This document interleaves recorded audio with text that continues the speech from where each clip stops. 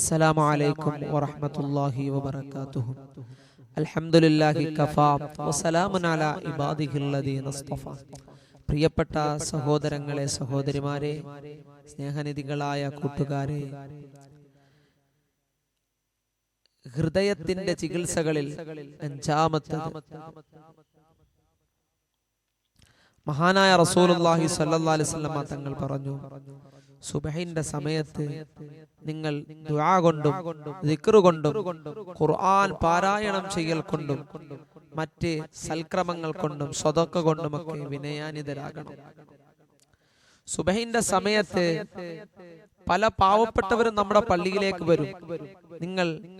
നിങ്ങളുടെ പ്രഭാതം തുടങ്ങേണ്ടത് അവർക്കൊരു സ്വതക്ക, ഉസ്താദുമാർക്കും മുതഅല്ലിമീങ്ങൾക്കും അതുപോലെ തന്നെ പാവപ്പെട്ട ആളുകൾക്ക് ഒരു സ്വതക്ക കൊടുത്തുകൊണ്ട് നിങ്ങളുടെ പ്രഭാതം തുടങ്ങട്ടെ.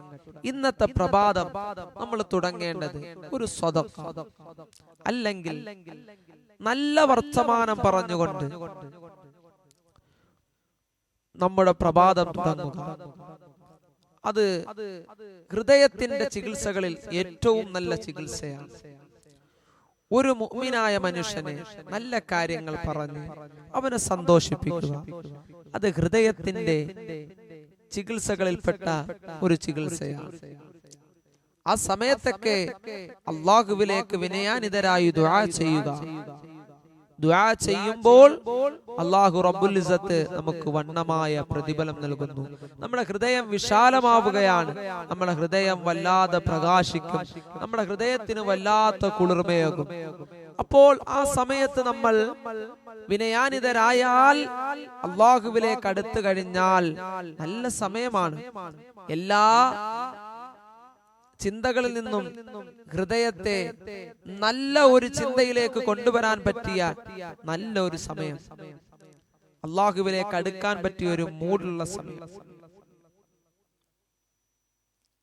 ആ സമയങ്ങൾ നമ്മൾ എപ്പോഴും മുതലാക്കണം. എല്ലാ ബുദ്ധിമുട്ടുകളിൽ നിന്നും എല്ലാ പ്രയാസങ്ങളിൽ നിന്നും ഹൃദയത്തെ തെളിച്ചെടുക്കുക. അസൂയ കൊണ്ടും കുശുമ്പ് കൊണ്ടും ഏഷണി കൊണ്ടും പരദൂഷണം കൊണ്ടും കോപം കൊണ്ടും അതുപോലെ തന്നെ ഫസാദ് കൊണ്ടും കളവ് കൊണ്ടും നമ്മുടെ ഹൃദയം ഇങ്ങനെ കറുത്തു കരിവാളിച്ച് കട്ടിപിടിച്ചിരിക്കുകയാണ്.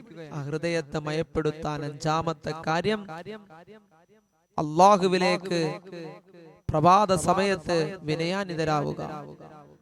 അല്ലാഹു നല്ല അടിമകളിൽ നമ്മളെ ഉൾപ്പെടുത്തുമാറാകട്ടെ. അവന്റെ സ്വാലിഹീങ്ങളായ സച്ചരിതരായ സൽഗുണരായ സദ്വൃത്തരായ അടിമകളിൽ അല്ലാഹു നമ്മളെ ഉൾപ്പെടുത്തുമാറാകട്ടെ.